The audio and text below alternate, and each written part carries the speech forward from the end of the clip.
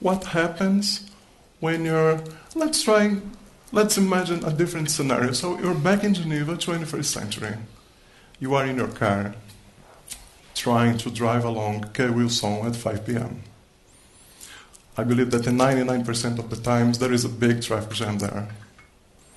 So what happens? You get annoyed because you're moving this fantastic pace of 2 meters per minute.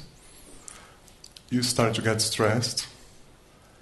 And actually, what happens is that your brain, it triggers exactly the same reaction when, if you were face to face with a bear. Even if there is no reason for that. No clear reason for it.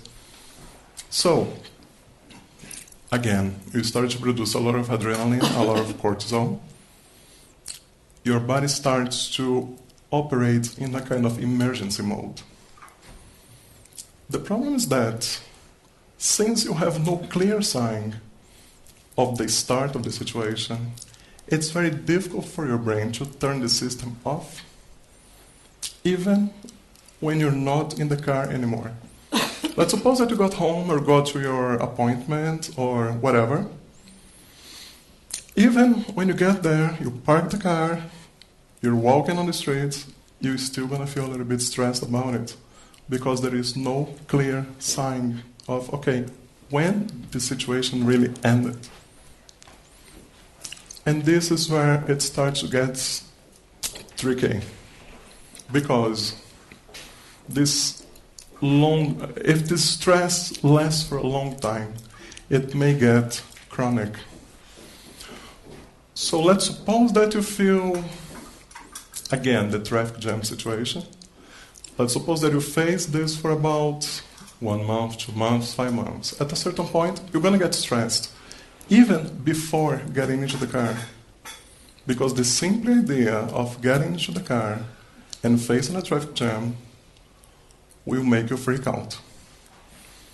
At a certain point, you start to feel tired.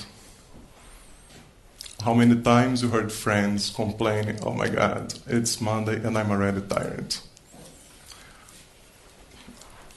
You?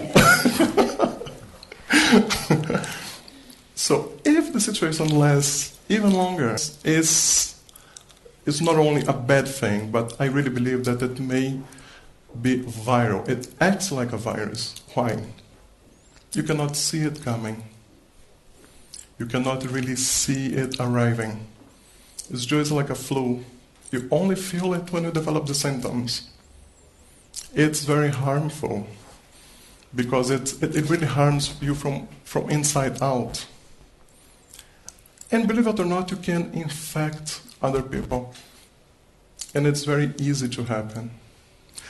I'd like to invite you to imagine, you don't have to close your eyes or anything like this, but just imagine like you are leaving home to work and you woke up full of energy, you had a nice breakfast, you had time enough to get ready, there was no traffic on the way, you arrive at the office, all your co-workers are in a good mood.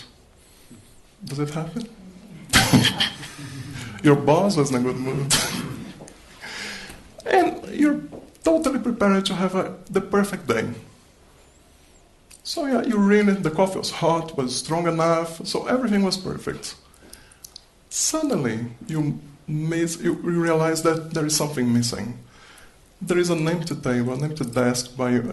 Your co-worker is not there. It's the only person missing.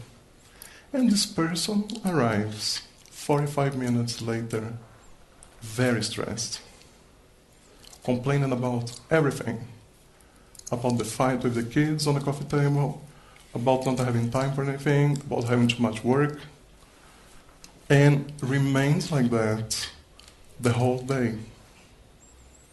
And you have to deal with it the 8 hours. So how do you feel at the end of the day? So of course there are ways of coping with that. It doesn't have to be like that all the time. Can you respond to stress?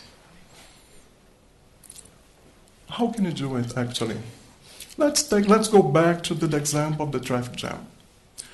You are in your car, furious because you're not moving, thinking, okay, I'm going to be late for dinner and everything.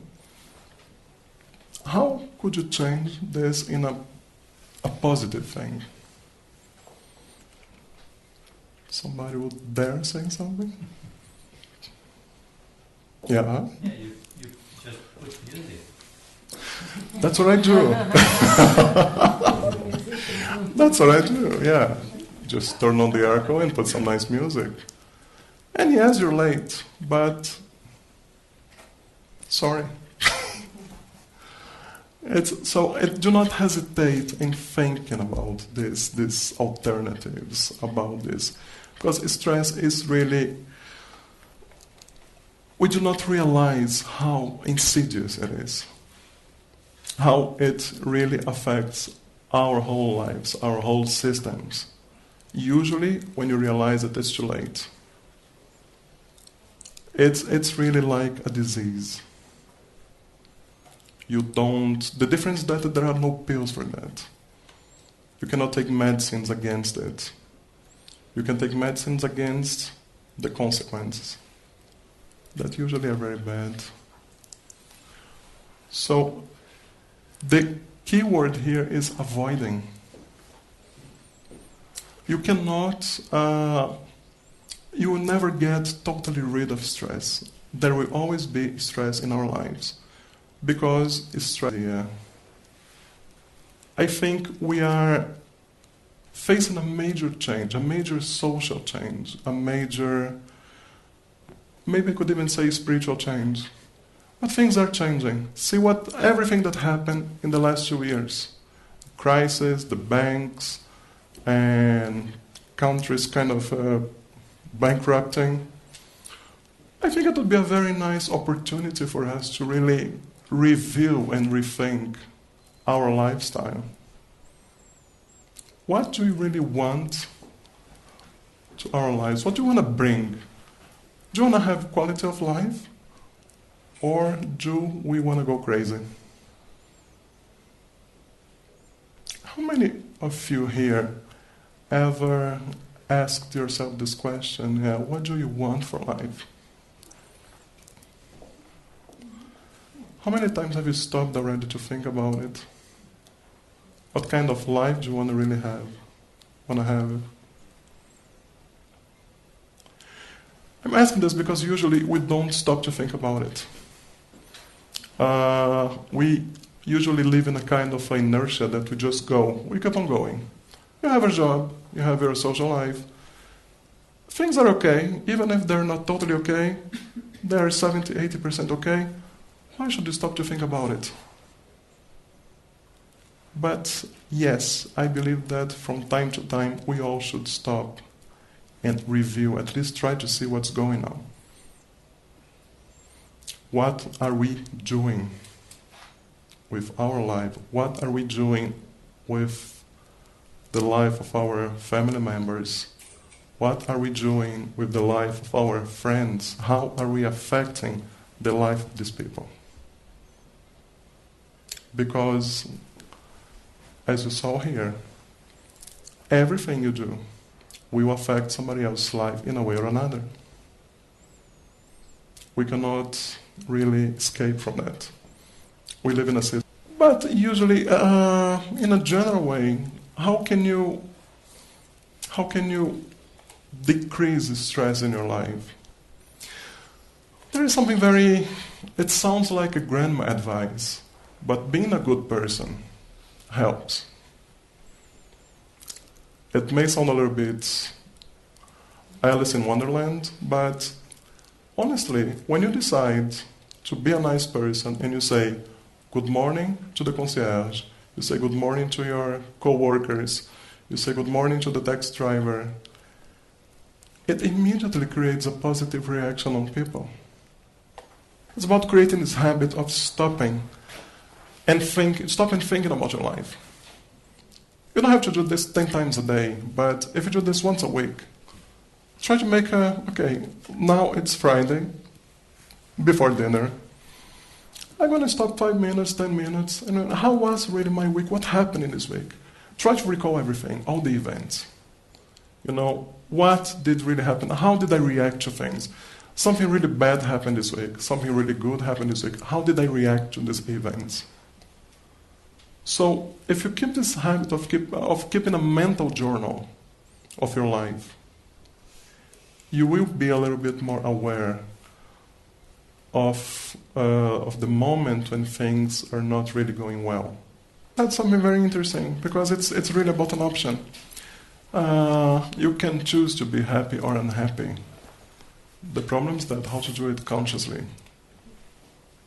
But yes, it's about a choice. And I believe that everybody should really try to make the right choice. And the right choice in this case is only one. It's try to be happy. Before we finish, I would like to propose you, since we're talking about stress management, I would like to propose you some relaxation exercise so you can get home and sleep well. You don't have to close your eyes, but if you feel like, you can close your eyes. If you don't, you can look at the picture. It's totally okay. So I'd like to ask you to first really relax your muscles. Really let it go. Feel comfortable. Put yourself comfortable. Take a deep breath. And now imagine that you are slowly walking away through this door. But very quietly.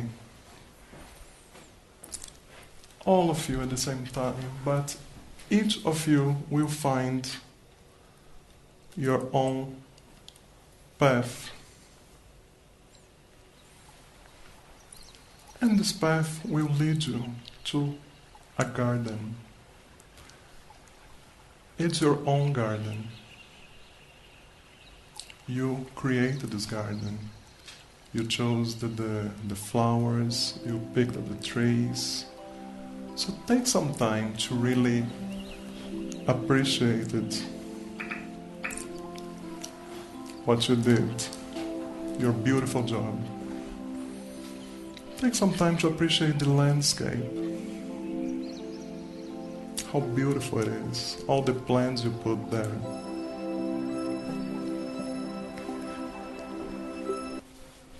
So, what you did here was a very nice trip to eliminate your stressors. I hope you make good use of that from now on. Thank you very much.